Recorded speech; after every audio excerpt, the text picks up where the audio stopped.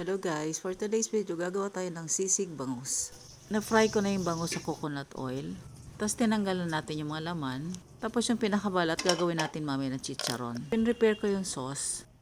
Low carb din na mayonnaise, gawa ko rin yan. Nilagyan natin ng lemon, paminta, and asin. Tapos mimix lang natin. Painit natin ang sizzling plate. Lagyan na natin yung sibuyas. Then yung laman ng bangus. Tapos lagyan na natin yung mixture na ginawa natin kanina. Then mix lang natin yan.